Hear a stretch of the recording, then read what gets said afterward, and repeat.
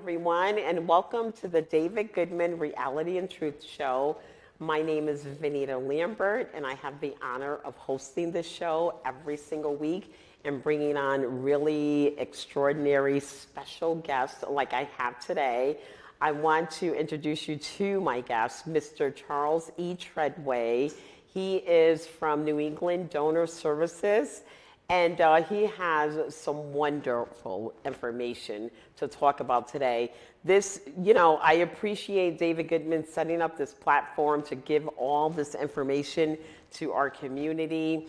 And I know this is a subject that I really don't know much about. So, Mr. Treadway, thank you so much for coming on and sharing. Welcome to the show. Why don't you please just introduce yourself to our audience again. Tell us a little bit about yourself and how you got started in this really special event here as a donor. Well, thank you very much, Vanita, for having me on your show, and Mr. Goodman. How I got started being a volunteer for New England Donor Services is actually because I am a heart transplant recipient. I'm an 11-year heart transplant recipient, and I'm a 10-year volunteer for Donate Life. Usually, if you want to become a volunteer for Donate Life, you have to wait about a year to become a volunteer? Become a volunteer, because they want to make sure that what you have gone through, being an organ transplant recipient yourself, that you're not going to have any health problems. You're going to be able to physically and mentally undertake what you're going to go through. You're going to be talking to people, trying to encourage them to become organ donors, because it was a young lady from Tamsworth, New Hampshire, that saved my life. Wow. So being a volunteer for this organization is very heartfelt. Volunteering is a wonderful, rewarding thing to experience. Let me ask you this question, though. You said in order to become a volunteer, do you have to be a recipient? No. Oh, okay. So that's what I was understanding when you said that. No. I apologize for that. Oh, okay. So I'm sure, you're very grateful to the young lady that saved your life. And unfortunately, where do I want to start with this? Because I have so many questions in my head, questions that, I know our audience can relate to. And I think almost everybody saw the movie John Q. Yes. Yes. Almost everyone. It's an old classic movie with Denzel and his son who needed a heart transplant. That is correct. And so if you watch the beginning of the movie, a young lady gets hit by a truck and she's killed. So my first thing is, in order to become a recipient of an organ, someone has to, well, not always, but 90% of the time, explain that process to us. That I'm not 100% clear on. I'm just assuming, because I don't know, that someone has to, die in order to. Let me explain it this way. Please do. Please clarify it, make it clear to our audience.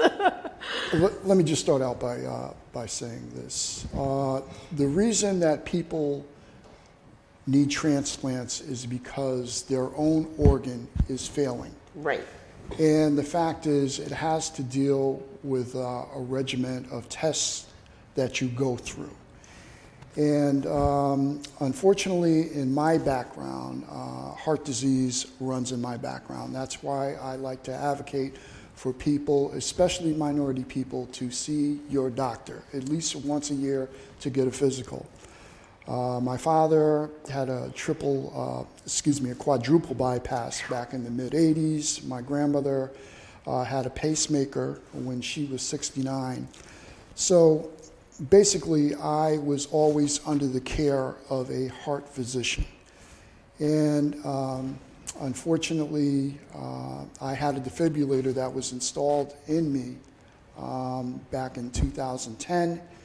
And in 2006. In 2010, it failed. Okay. So it did enough damage to the nerve in my heart, which only between 9 and 12% of the blood flow was ejecting from my heart. So I was deemed that I was going to need a heart transplant.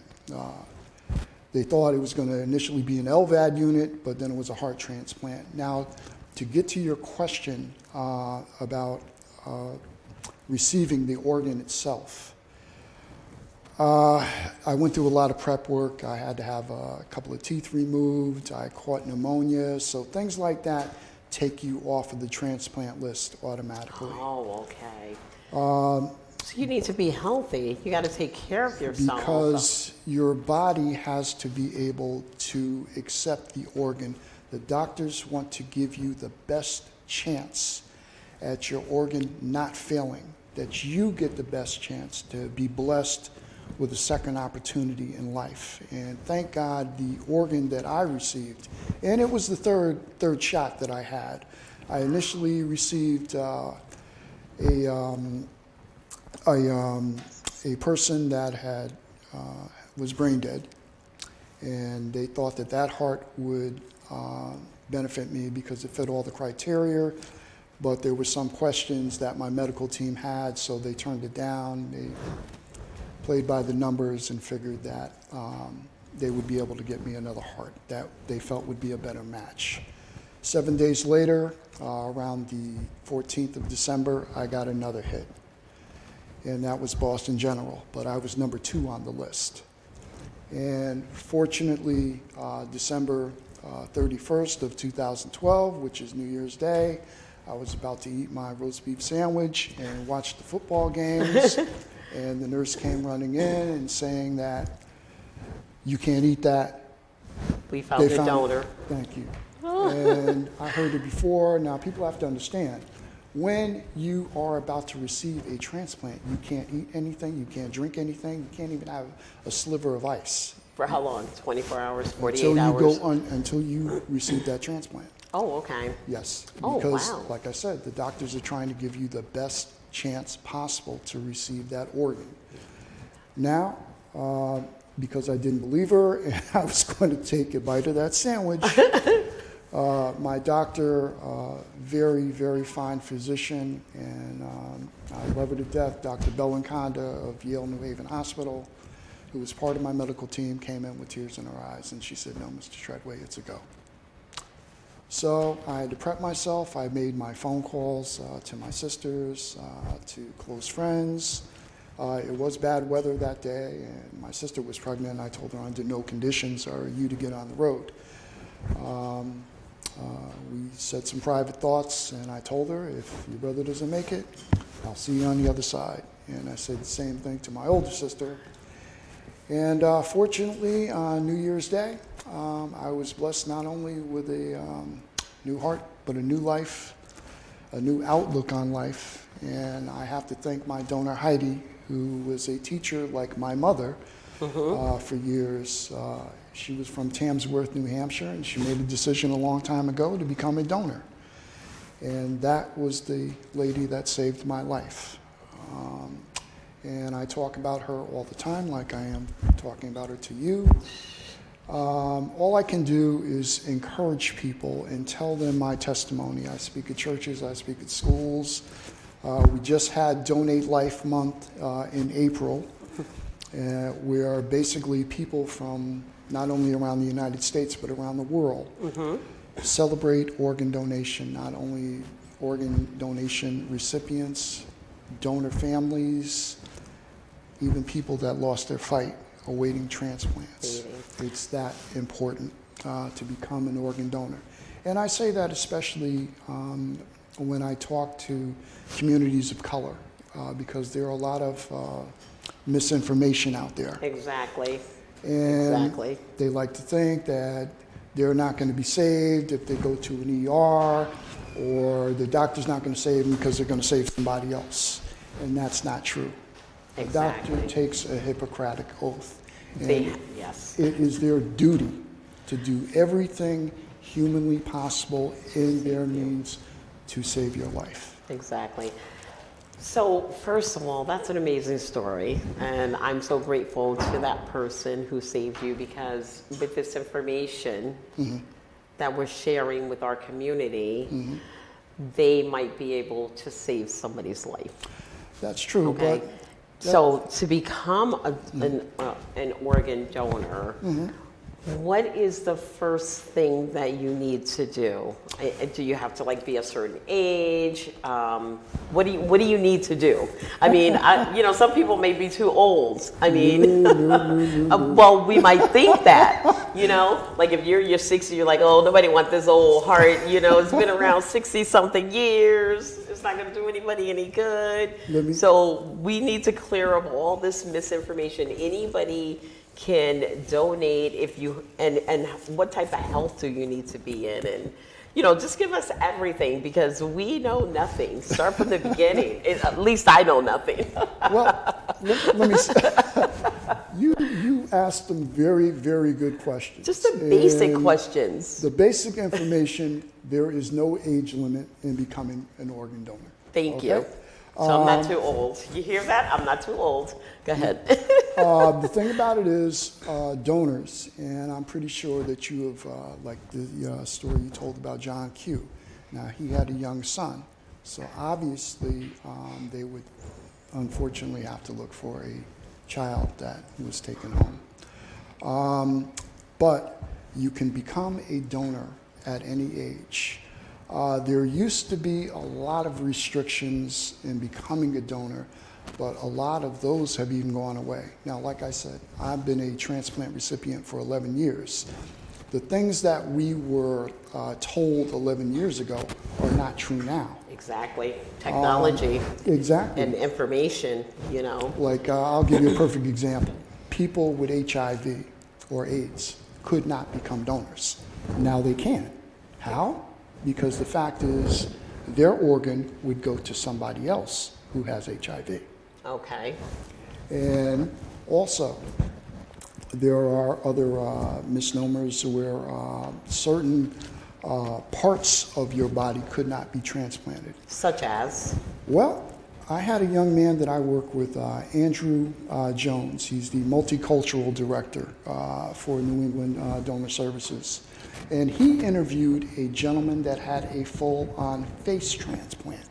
Had what? A face transplant. Okay. Yes. I volunteer with people that had double lung transplants, a heart, double lung, and kidney transplant at the same time. A gentleman who was, I believe it was the Iraq War, he had all of his intestines transplanted. It's the medical, the technology that is out there now at the disposable at these for these doctors is just unbelievable. There's a nurse, and I had never met one, and I always wanted to meet one. And I met this nurse in Milford Hospital, and she actually had a cornea transplant. Yes. She can have almost anything. Exactly. And she's going to have another one because they can only do one eye at a time. But it's things like that. And I like to not only just say, people like to say luck. It's not luck. They're blessings. That's right. I was not lucky. I was blessed. You were blessed. I believe in luck when it comes to the NBA. Whoever was the finals, you need a little luck for that. And of course, talent. But these other things, I don't believe in coincidences. I just believe in God and a higher power, and you are blessed. And that's basically what it is. And go ahead. So I just think that's amazing. I didn't know that, and I'm sure a lot of folks out there didn't know that. So before our show is over, and it's over quick because, we're real passionate about what we're talking about, I just want everybody out there to share this information. It's on YouTube. Share how you can become a donor and some of the parts of your body that I just learned you can donate. And then there are things like your liver. which you can donate, and you can donate part of your liver. Is that correct? That is correct, yes. Okay. Could you speak a little bit about that? I mean, how much of your liver, if you know, that you can donate and still function? I will say this. I know you're not a medical doctor. No. But I have been fortunate enough to meet people that have had partial liver transplants, that have had full-on liver transplants. A young lady that I volunteered with, Dara, she was very prominent, especially in the Bridgeport. what was her name? Her name was Dara, Dara Brooks. I don't Okay. think she'll mind me mentioning her name. She was an excellent spokesperson when it came to this because her young son, unfortunately, succumbed. She had did a partial liver transplant with him, and he did survive for a little while, but unfortunately it did not take. But she had donated some of his organs, obviously, and That's amazing. it is. It is.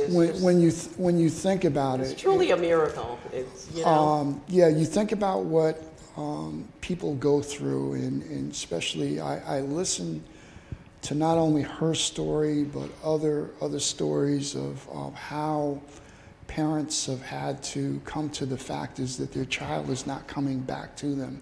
I have a daughter. I don't know how in the world somebody would be able to tell me that. I would have to go to therapy for the rest of my life. And, you know, God doesn't make any mistakes, in my opinion. And you just have to go to therapy and get all the help that you can. I have 2 sons. I can't imagine it either. But Yes. one thing I would like to ask you is if someone, and you can see registerme.org on the screen, or you can always send Mr. Treadway an email if you need to, if you have questions, and he could refer you to the right person. That is correct. To answer your questions, because he's not a doctor, so I got to stop asking him all those medical questions. You're not the only one. So I am under the impression that if you become a donor, and say, for example, worst case scenario, you're in a car accident, and I'm referring back to John Q because that's how everything happened. Yes. They knew she was a donor because she had on a bracelet. Yes. Now, does that still apply? Because that movie was made so long ago. How would they know? Do you still wear a bracelet, or what do you do Excellent to question. identify yourself as a donor in an emergency situation? Like in John Q with the car accident, it had just happened. They rushed her via helicopter to the hospital and took everything out. So, Excellent question. Excellent question. Most people are known by being a donor by their driver's license. Matter of fact, the motor vehicle of the state of Connecticut is a partner with New England Donor Services, like a lot of other motor vehicle departments around the country and even around the world. So they'll know. Fact is, when you go to either get your driver's license or if you're going to renew your driver's license, the teller will ask you, do you want to become an organ donor? is that also a state ID, or does it have to be a driver's State license? ID also. All types Yes. of IDs, okay. We also like to say, because most people have a doctor, let your feelings be known to your physician. Let your feelings be known to your family. Okay? If that is your wish, your family should honor your wish. God forbid if something, your spouse or significant other, they all should honor your wishes. So you have to make your wishes known. Because when something like that happens, there is a registry bank all up and down the country. Like I said, my heart came from a young lady in New Hampshire. She happened to be transferred to Boston General. And a lot of her story I did not find out, even though I'm in contact with Heidi's mother. A lot of her story I did not find out because I thought it was a little bit too invasive. And she told a lot of Heidi's story to my fiance, Darlene. And I thank Darlene for that because it also gave Elva, who is Heidi's mother, and an outlet too to talk more about her child. See, Heidi was a mother, and unfortunately it was her daughter that found her. She had a massive aneurysm. And for your child to find you, I don't know how in the world that young lady still deals with it to this day. But I pray for her, and I pray that to accept the fact that your mom passed away, was called home because God wanted her. But the fact is, look at all the other lives that she saved, including and mine. She probably feels like in some way that she's still alive because her heart is, you're living because of her heart. Well, the cause, the cause of being a donor is just, it's overwhelming. I can't even imagine how rewarding that is. Well, to know that. So just think about this, folks. To know that if and or when we leave, and we're all going to leave at some point, and we don't know when or how, but if it's prematurely, that we can register at registerme.org or DMV, and or you could click on this QR code and just get all the information and register and know that, God forbid, if something happens to you, you're giving someone else a chance to live. And I thought about this. So when you called me, I was excited. I thought I was doing like a booth show or something, which I'll be doing again next week. And I was going around to all the different vendors and, like myself. And I ran into one of the guys and he was explaining it to me. Actually, he's one of my clients. Okay. And I saw him, and he's a young guy. He's like in his 30s. So I was like, what are you doing here with this? And I started asking him questions like, well, I'm probably too old because I'm in my 60s or whatever. And he was like, no, you're not. And I brought all the brochures home and everything. And what do you know? It just got put on my desk, and I never did anything about it. So having you on the show is kind of making me rethink about that. I don't want anything to happen to me. I want to, die an old lady warm in my bed when I turn like 98. Well, we're gonna have you think about us a little bit more. Oh, that's a refrigerator magnet. magnet. Oh my God. Those are some books.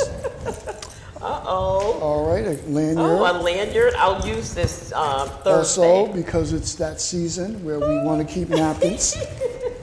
Pens. Look at this. I wasn't fishing for a compliment or a gift, but I got a bunch of gifts here. Thank you so much. And this is also a Donate Life pen. Oh, wow. Right. Look at that. I got a pen. I got all kinds of goodies. And plus, on top of that, we're also going to give you this bag. Thank you. So, and I'll have something to carry all that in so I won't forget about it. Exactly. And I don't want you guys to forget about it either. Click on the QR code. Go to registerme.org. And also, if you have an Apple phone, you can go to the Health app, and that will take you straight to New England or Donate Life, New England Donor Services or Donate Life. And you can also talk to your doctor about it, and they can help give you information. So as a Medicare agent, which I am, I always tell people now, I think we're, doctors are a little bit overwhelmed. We're not we don't have enough supply. So you have to wait a little bit longer for an appointment, and they're not as long as they used to be. I'll put it like that. So I always tell my clients, once you make your appointment or your annual physical is coming up, make a list of things you want to ask your doctor, because once you get there, they're going to do all your vitals, your blood pressure and all that stuff, and weigh you and whatever. Then they're going to look in the computer, talk about what happened last time, check your medications. They're going to do the norm, and then they're going to have a nice friendly conversation with you and tell you, a summary of your health. And then once that doctor walks out the door, that is it. So have your list of things that you need to ask him about. If it's, a bump on your big toe or whatever it is that bothers you or you think about for that upcoming annual physical, ask them about it. And sometimes you have to, well, not sometimes, but almost all the time, you have to let your doctor know what's going on with your body. It might not show up at the labs in your blood test or whatever. That is correct. So put that on your list. What can I how can I be a donor? Well, we know how you can be a donor, but what organs can I donate, or what parts of my body can I do, or just whatever questions you may have. What do you think good questions are that they can ask their doctor?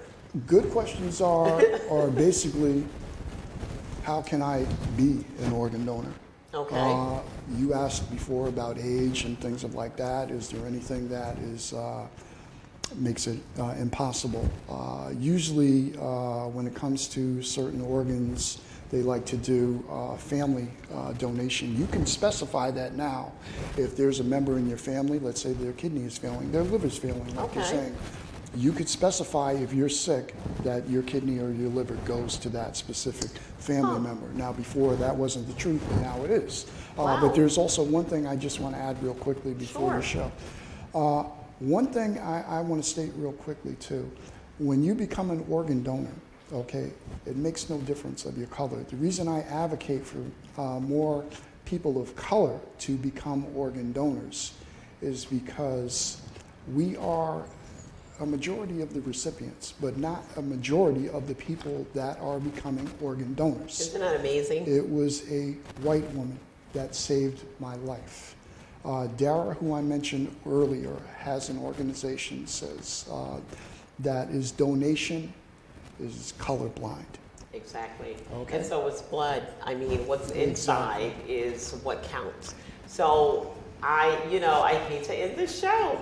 Click on the QR code, share it with YouTube.